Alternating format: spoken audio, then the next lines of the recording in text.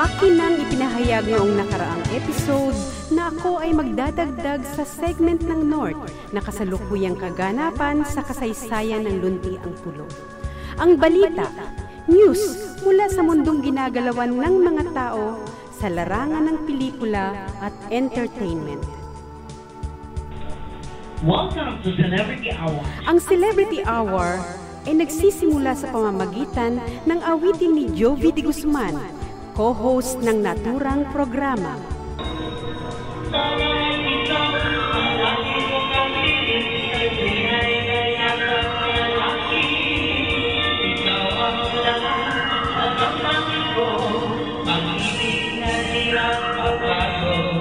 And now your host, Emmy Abuan.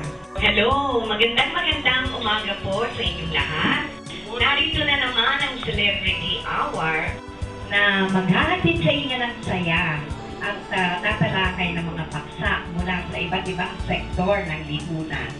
Pero bago ang lahat, narito muna ang mga maiinit na showbiz balita. Unang balita natin about kay Dennis Roldan. Kayo ba nanonood ba kayo ng My Destiny?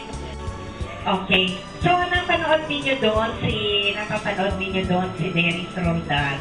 Siya ang gumaganap na ama ni Tom Rodriguez. So, nakabalik na naman siya sa showbiz. Nakausap ko siya at natutuwa nga siya. Ngayon ay magiging aktibo na siya sa showbiz. Pero, bumaba na yung hatol, di ba? At guilty si Dennis Roldan at siya ay mabibilanggo, reclusion perpetua, 40 years. So, ano mangyayari sa kanyang teleserye? So, malamang nagpatayin na yung character niya kasi makukulong na siya. Nakakalungkot. Kasi naging pastor siya actually. Kinakalat niya yung mga salita ng Diyos. Sabi ni Teresita Angsi na hindi naman nagbago si Dennis Roldan eh. No? Ginagamit lang niya ng Diyos, pero hindi naman siya nagbago. Pag-usapan natin yung paksang niya. Kayo ba naniniwala sa second chances? So, open ang ating talakayan regarding kung ang isang tao ay may chance pa para magbago. Okay. Ang ikalawang showbiz balita tungkol kay Heart Evangelista, Senator Chief Escudero ng kanilang relasyon. Ang masaya dito, yung kanyang mga magulang na dating tutol kay Chief, lumambot na yung puso, tinanggap na si Chief para maging manugang at ikakasal na sila. Ang sabi nila si Heart, in as much as birthday niya sa Valentine's Day, baka sa Valentine's Day sila ikasal sa araw ng mga puso. Pinag-uusapan natin ngayon kung may pagbabago ba si Dennis Roldan. Sabi nga po, ang bawat tao, basta nadadagdagan ng edad, nagbabago talaga. Merong salbahe nung araw, pero nung nagkaedad, bumait. Meron namang mabait nung araw, nung nagkaedad, naging babaero. Mga ganun ba? So, posible ako naniniwala na may pagbabago. Hello, magandang umaga sa ating lahat. Ano po, Maya Robles, magpapakilala muna ako. Kasi po, nagpo-programa din po ako sa Kakampi Online at nagbibigay din po ako doon ng mga payo tungkol sa kahalagahan ng dilim at liwanag ng buhay natin. Dahil nasa logo namin, ang ito ho yung aming samahan. So, katulad po ng katanungan tungkol doon kay Dennis, ano po, ang dilim at liwanag ng buhay talagang magkagapayan sa atin, sa buhay natin bilang mga tao. At syempre, dumating ang bahagi ng kanyang kabataan, dala siguro ng kung ano man yung kanyang dahilan kung bakit niya ginawa yung ganong kasalanan sa kapwa niya, yun ho ay bahagi ng dilim. So ngayon, sa pamamagitan po ng pagsanib na ng liwanag sa kanyang buhay, doon na ho niya nakita at na-realize na mali pala yung kanyang ginawa. Kaya, ibig sabihin, habang buhay, ang tao ay may pag-asang magbago. At higit sa lahat, sa pamamagitan po ng pagkakakita niya ng kanyang pagkakamali, na-realize niya na yung kanyang kamalian, dapat pagbayaran din po niya yon. Pero kung ano man po yung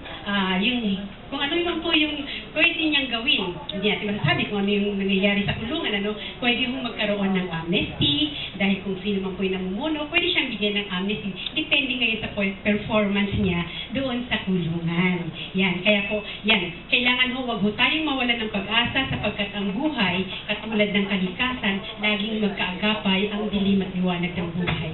So, sa pamamagitan po ng dilim, doon po tayo huhugot ng ating moral lesson kung paano natin itatama pagdating ng liwanag. Alam mo, Mayet, napakaganda ng pananaw mo, no? Yung pagkakaiba ng liwanag sa dilim. Tayo, bilang mga tao, dapat meron tayong pananaw, no? Halimbawa, sa likod ng dilim, merong masisinagang kang liwanag, di ba? Pero it depends upon how you accept your problem. Paano mo tatanggapin ang mga problema na dumarating sa iyong buhay? So, number 1 is acceptance, no? Number 2 is you should be realistic towards life. Kasi may ibang mga tao na hindi sila realistic. Realistic in the sense na sinasabi natin na talagang ganyan ang buhay di ba? Talagang dumadating sa atin yung mga problema, hindi natin maiwasan yon. So, the problem is, how do you face your problem? So, you should remain emotionally balanced. Ayan. Ang pananaw ko is not everyone deserves a second chance, no? Pero depende dito sa gravity ng kanyang ginawa. And yung capacity na makasakit ulit siya o makulit niya yung masamang ginawa niya. So, depende sa intensity ng ginawa ng tao to, kung forgivable naman, dapat mabigyan talaga siya ng pangalawang pagkakataon. And I think that 40 years is quite a bit too long to give anyone a second chance para ayusin ang pagkakamali nila. So, i-relate na lang natin sa sarili ninyo. Sa palagay ninyo, kayo ba may chance ang magbago? Huwag mo sabihin, nobody is perfect, di ba? So, kayo ba may mga chance ang magbago? So, isa-isa nating kausapin yung ating mga performers. My name is Ray, isa po akong member sa Boys Beyond Youth. And then, naniniwala po ako na meron po tayong second chance. Kasi lahat po ng bagay is nagbabago, lahat ng bumubuhay sa mundo. Naniniwala po ako kasi kahit may kasalanan po tayo, pwede po tayong magbago. Magandang umaga po sa ating lahat po. Ako si Boys Beyond Lee. And I'd like to say na naniniwala ko yung may pagbabago. Kasi dito sa Philippines, ang Filipinos are yung may pusong mamon. So, doon ako nagtiwala na there are changes. And naniniwala ko na yung justice dito sa Pilipinas ay pagbigyan ng pagkakataon na si Dennis Chuliway Dennis Rogan, sorry, ay yung pagbigyan ng chance ng government natin. And so, good morning everyone. My name is Jesse, Boys Beyond. Yes, ako naman po naniniwala din. Yes, second chance po. Yun lang po. Hi, good morning. I'm Boys Beyond James, and naniniwala ako sa second chance po. Depende sa situation. Kung kailangan ng second chance or di na dapat. Kasi, for example, paano pag nakapatay ka ng tao? May kailangan ba second chance pa? So, hindi. Para sa akin, depende po. Good morning, I'm a new member of Boys Beyond. I'm LA. Well, para sa akin po, yung second chances, depende mo kung paano mo i-apply sa sarili mo yung realization. Kaya, everybody has a chance. Good morning po sa inyo lahat. I am Patricia Negoching. I'm only 15 years old, so I have not experienced that much to answer it personally. But based on what I see around me and what I've read, like in the novel by Victor Hugo, named Miserable, the character of John Valjean, we all know that he has a dark past, but this one big event, when he met the bishop, he decided to change. And eventually, he was able to help his community. He even became a mayor. So I believe that as long as you have the will to change, there are second chances. There are always doors open for you. Yeah, just as much as diba tayo, if we fall, we'd like to stand up after we fall. And if we believe that we would like to do that, then we should also give other people the same chance to do so.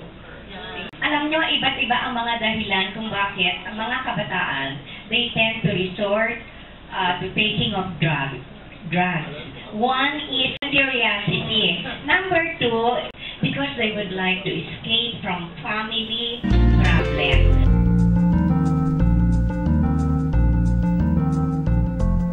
At ang mga performers naman ay nagpakita ng kanilang angking galing sa pag-awit bilang intermission number. I'm caught up in your love affair, and we'll never be right. It's all running outside. The kind of love just ain't for us. We crave a different kind of buzz. Let me be your ruler.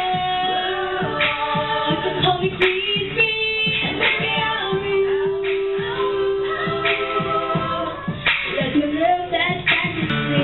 Di alam ko nung gagawin. Hindi ko pansin ng oras na di. Akala ko ay maranating.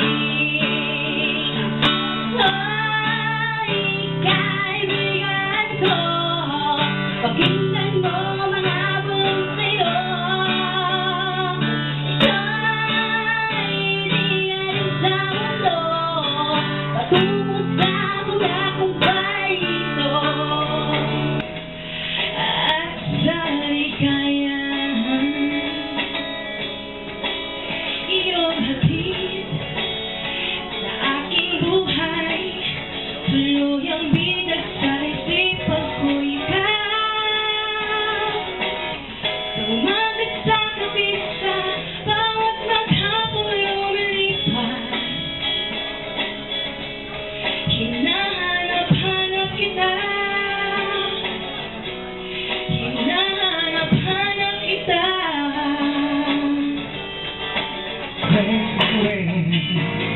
I can make you all the time. It's your cold, swing like a flower bending in the breeze, bending, swaying. When you step in my way,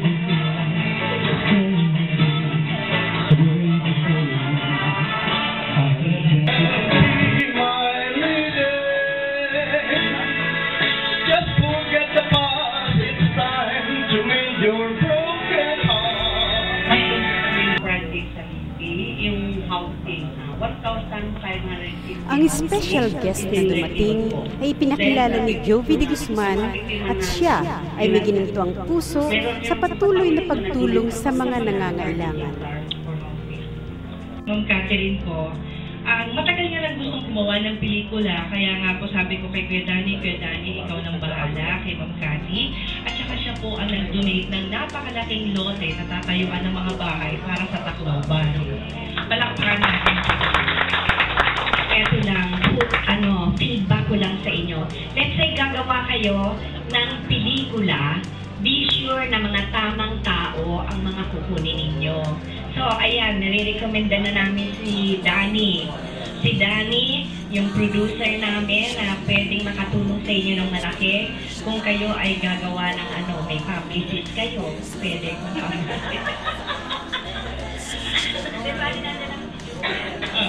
Alam mo, ate ko, ngayon by September, mag-start kami gawa sa yung punto na nanggaling sa labas sa ibang paper. So, sa inyo, yung mga tumutulong kayo sa mga less fortunate people, no? Okay. So, kami, yung foundation naman namin, yung Movie Writers Welfare Foundation, ako ang president. And ang pinaka-objective namin doon ay tulungan ang lahat ng mga entertainment press na nagkakasakit at namamatay. Kasi let's face it, ang mga reporter, mahirap lang ang buhay niyan. Maliit lang ang kinikita ng mga reporter. So, malambot ang puso ko sa mga May Foundation. So, I hope kami rin kakalingain mo, Miss Catherine. Pero ate-ate, kailangan wag naming sayangin ang pagkakataon na makilala ka at makausap ka ni Danny Atienza na nandun po siya po at saka si Kuya Eloy na kaagapay din namin. Na sila po yung tao na nangangailangan po ng agapay mo. Ayan. So palakpakan natin. Sa patuloy na talakayan, may katanungan si Tita Emmy sa mga panel. Sino ba ang dapat magbigay ng proper adjustment? Is it the parents or yung mga anak nila? Ang Marino, katulad namin, lagi kaming wala sa pamilya. So, ang dapat na magbigay ng adjustment doon ay unang-una, main point natin dapat ang parents. Kasi ang bata, hindi siya magkaganon kahit na kaunting oras lang kung pinagbigyan natin siya. Kahit gaano tayo kabisi sa ating trabaho o tayo o ano.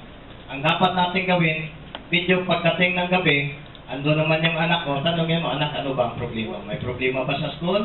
Ano bang kulang mo? Ano bang kailangan mo? Then, tinak na yun. Mga ganun lang po. Nangyari na sa amin yan eh. Siyempre, mga Marino kami, mayroon kami, kaya kami nagpakahirap naman doon sa labas. Ayaw namin danasin yung dinanas namin noon, nakahirapan doon sa anak namin. Pero mali pala. Dapat pala, hindi yun ang hinahanap naman nitong bata ngayon na nitong sa kasalukuyan. Hindi naman material o pera ang kanya hinahanap, kundi yung pagmamahal ng magulang. Yes. Kasi importante, no? The child, no? Should have a sense of belongingness. What if may mga magulang na talagang walang time pa rin kahit anong gawin mo, tumanda na. So, kailangan din ng mga anak, kayo din ang gagawa ng proper adjustment. And you should talagang change for the better. Napansin ko, dapat itong mga teachers sa school, no, sila rin po ang nag-uumpisa ng magandang ehemplo. Marami yung mga kabataan ngayon ang merong mga talent na nadidiscover natin na dapat natin i-appreciate kagaya ng mga kabataan narito ngayon. Sana po tayo mga kaibigan, bigyan natin ng puwang yung mga tao nakikita nating maganda. Hindi lang sa pera, hindi lang sa ganda, di ba? Kasi si Mayat meron daw siyang naisip na ideya para sa ganitong paraan. That yung mga teachers should not only be subject-centered. The teacher should be guidance-oriented. Ano ibig sabihin ng guidance-oriented? They are after dun sa needs, sa pangangailangan ng mga estudyante nila. Hindi yung turo lang ng turo ng turo. Pero hindi naman inaasikaso yung needs, yung mga pangangailangan ng kanyang mga estudyante. Sa aming pagtuturo sa aming samahan, sa aming iglesia, may kaming tatlong ansas na kung saan ay ikinakategorize po namin ayon sa edad ng bata. So, UHA, dahil lahat tayo ay sumigaw ng UHA, UHA, ano yun? Sa simula, alpha, meron talagang stages na 0 hanggang 13 years old ang bata. So, iba yung approach ng magulang doon sa anak. Dapat siya talagang medyo komandante siya. Talagang kailangan strict at ang pagpapatupad niya. Dahil yun yung panahon na nasa lilim pa sila, yung mga anak, doon sa kapangyarihan ng magulang. Dapat sumunod muna kayo. Ngayon, dapat may alikat, no? Dapat din ang mga magulang aware doon sa formative development ng isang bata, di ba? Kasi ang mga bata, kailangan may edad dyan na yun ang formative eh. Dapat nakatutok ang magulang doon. Oo, yun ang pinaka-sensitive, yung 0 hanggang 13 years old. Pero pwedeng na 13 hanggang teenager na sila, no? Iba na po ang magiging approach ng magulang doon. Dapat best friend na sila nung kanilang anak. Dapat may studies muna nila yan habang sila ay nasa lilim pa ng kapangyarihan nila, yung 0 hanggang 13. And then pagdating ng 13, which is lalabas na sila sa kanilang bahay para magkaroon ng bagong kaibigan, mga barkada sa school. So, dapat hindi na tayo masyadong kakaba-kaba dahil na-establish na natin bago pa lang. Kasi hindi lang yan, ano? Dapat bilang magulang, you have to check kung sino yung mga barkada ng mga anak ninyo. That is very, very important.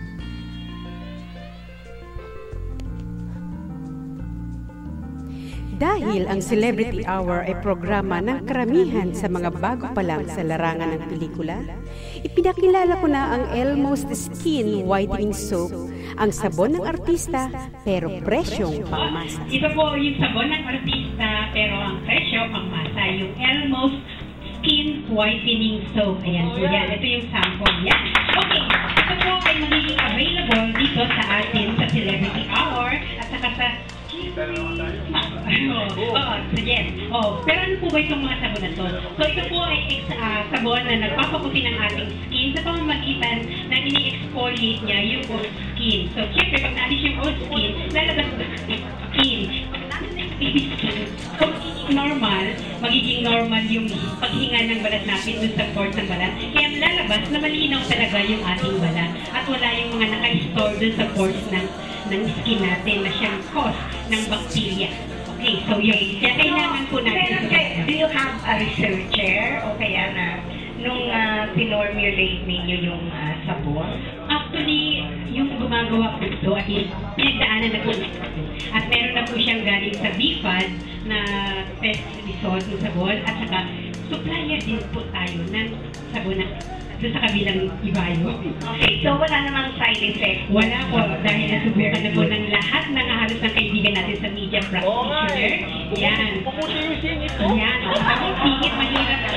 Yung singit mahirap po sa inyo na ikaw ang modelo.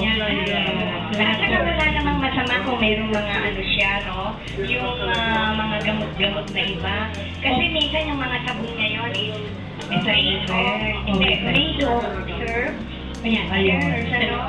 Kasi kagaya ng mga dahon-dahon. Yung sample, di ba, ito tayong tagyawat, ano? Yung guava, applicable po siya dahil meron siyang germicidal effect sa ating balat. So, ikinocure po niya yung tagyawat, nagkaka-dry, yung tagyawat natin hanggang sa ilibag na lang siya pag natuyo na yung tagyawat na yun. So, yung guava at saka yung yan ay para lang po yan sa mga throat. So, 8 variant po yan. So, ito ho, yan, pwedeng close up. Yung glutathione ang pinakamahal, pero ang gluta po ay ina-advise namin na i-take lang po siya sa labas ng skin. Hindi siya naman, hindi naman pinakain. Alam mo, kasi may iba, nag-i-inject ng gluta. So, kasi pag sa labas, halos ano na yun, wala nang papasukan na sa internal system natin. Anyway, sa labas lang po. Pagta-travel at ma-exfoliate. And then yung placenta at saka yung coaching, actually yung placenta anti-aging. Yung coaching naman po para sa mga blemish, no? Para sa mga spot ng balat natin at mabuburay. Lalo na may pagka-pekas. Yan, gagawin ng coaching. And then yung collagen, para po siya dun sa mga malalamig na lugar katulad ng Baguio, applicable po siya pag nadadry ang skin nyo kapag malamig ang panahon. And then, ito naman po, applicable po itong papaya, guava, oatmeal at tawag sa mga kabataan natin na lalo na active dun sa pag-expose sa labas. Kaya po yan. Yun ho yung 8 variant ng ating sabon, exfoliator. Kasi para ho matanggal yung old skin, kailangan po natin magbabad sa swimming pool ng 2 to 3 hours para mag-exfoliate. Pero sa pamamagitan ng sabon na yan, 2 to 3 minutes lang mag-exfoliate. Yes, very good. So, yan, ang mga components niyan is papaya, guava, at saka oatmeal. Okay. Tita, teka muna. Alam nyo, ang napapansin ko lang sa kahit na anong produkto, mga kaibigan, lagi mo natin tatandaan, kapag hindi ka naniniwala sa anumang produktong ini-endorso ng mga magagandang dilag na narito, siguro hindi magiging epektibo. Ano sa tingin mo, Tita? Ay nako, nagkaroon ako ng experience dyan. May kaibigan akong artista na nag-ano siya ng sabon-sabon. Nung gamitin ko yung sabon, ay nako, tinubuan ako ng maliliit na taging-awa. Actually, Tita, yun po ay effect ng pagkailangan niya ilabas yung nakakulong doon sa pores ng balat natin. Ang tagal na ginagamit ko pero still hindi naman gumagaling So, I stopped using the soap na. Okay, so yan. Pero yung sa'yo, safe yan. Safe po yan kasi nasubukan na po namin ng matagal na panahon na.